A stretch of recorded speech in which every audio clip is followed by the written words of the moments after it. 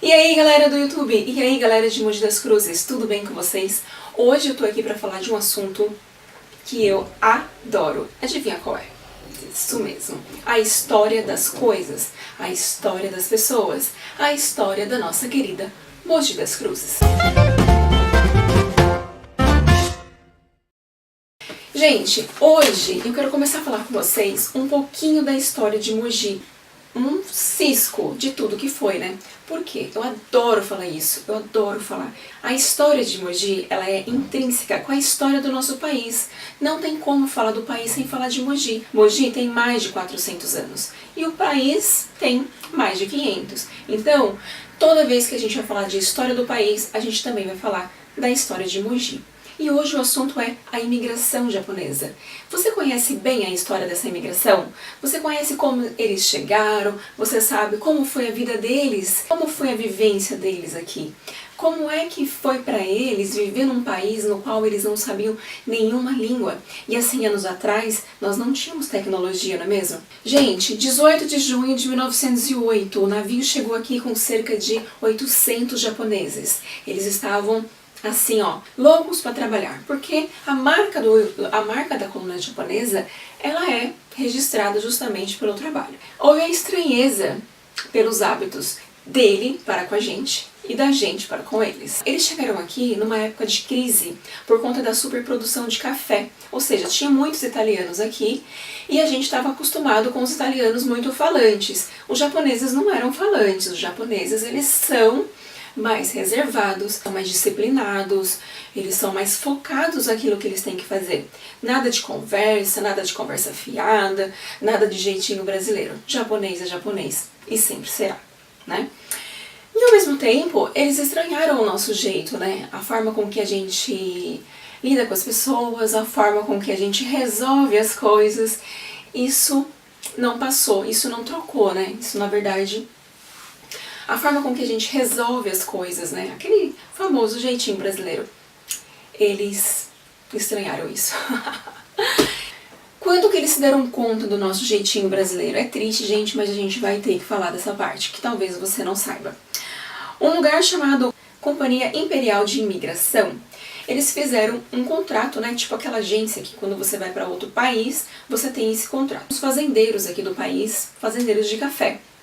Só que devido à crise, os brasileiros, os fazendeiros, não cumpriram os contratos, eles não pagaram os japoneses.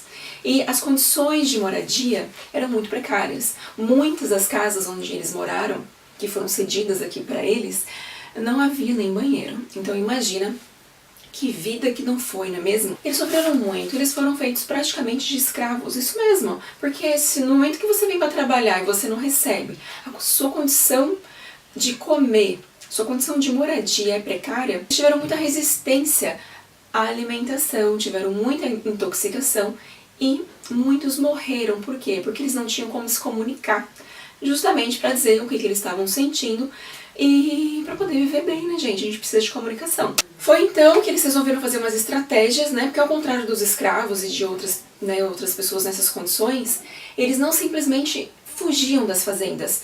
Eles faziam estratégias para que eles conseguissem chegar na cidade sem ser pego. Nas cidades, eles conseguiram emprego de pedreiro, empregos de doméstica, que eram empregos que não precisava falar muito. A vida deles, como eu já falei, sempre foi marcada pelo trabalho absoluto. Eles chegaram em Mogi em 1919, ali no bairro do Cocuera. E ali eles começaram a plantar as coisas, plantar tomate, plantar o nosso queridinho caqui. Eles plantaram orquídeas, plantaram tomate, eles inovaram muita coisa e tudo que eles fizeram, tudo que eles plantaram nesta terra foi considerado a melhor safra em determinado momento do país. Mogi passou a ser conhecida nacionalmente pelas mãos dos japoneses. Inclusive, um time de beisebol, o maior time de beisebol do país, está aqui em Mogi. Ele foi fundado por japoneses. A colônia, ela é muito preocupada com os princípios, com a educação, para sustentar o crescimento das pessoas, né? E muito importante para eles era que a cultura japonesa se mantesse, ainda que eles prevalecessem aqui no Brasil. Porque na cabeça deles, e se eles voltassem, e se os filhos deles voltassem para o Japão? Eles não poderiam voltar para o Japão com hábitos de brasileiros, senão eles sofreriam preconceitos lá, porque eles são muito patriotas. Eles amam os costumes deles, eles respeitam demais esses princípios para deixar que ele se perca por aí. O tempo passou, eles passaram por muitos preconceitos, porque eles começaram a crescer, né? Essa lavoura, essas terras, eles começaram a virar donos das próprias vidas. Mas em determinado momento, ainda no meio daquela dificuldade, ainda no meio daquele tanto de trabalho, ali do Cocoera, as crianças saíam a pé, imagina gente, a pé, do bairro do Cocoera até a Escola Coronel Almeida. Ida e volta, gente, dá uns 20 quilômetros por dia. 20 quilômetros por dia. E as crianças não se atrasavam para entrar na escola. Olha que vida de superação. Sebo nas canelas ali, ó, porque essas crianças andavam quase 20 quilômetros todos os dias. E você aí reclamando, andar 100 metros para poder pegar um ônibus, né? Eu também reclamo. É importante falar de um período lá na Era Vargas. Eles sofreram uma xenofobia terrível. Foi uma ditadura contra a cultura deles. Isso não é uma notícia que está sempre por aí, não. E muita gente não conhece. Por quê? Porque eles estavam crescendo. Isso mesmo. É estranho acontecer uma coisa dessa aqui no país, né, gente? Tem alguma coisa crescendo, aí vem alguém lá e corta. Por que será que essas coisas acontecem, né? Será que é só no Brasil? É um questionamento aí pra gente pensar. Mas veja só, vamos voltar aqui pro assunto. Eles foram proibidos de falar a língua deles em público. Ou seja, eles não podiam conversar nas praças, eles não podiam ir à escola, eles não podiam frequentar escolas japonesas, eles não podiam ler ou ouvir jornais no rádio. Por que será tudo isso, né, gente? Só que eles resistiram. Resistiram fazendo o quê? Quebrando ônibus? Resistiram quebrando patrimônios? Não, gente, eles resistiram, sabe como?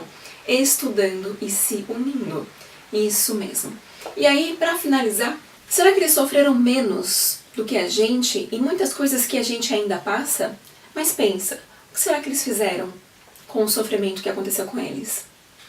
De que forma será que eles agiram? A história que eu acabei de contar pra vocês, ela é baseada nesse livro aqui, ó.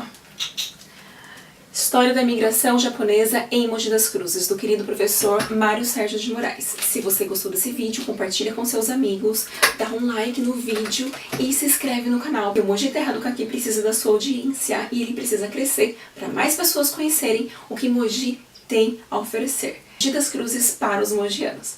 Beijo, até o próximo vídeo.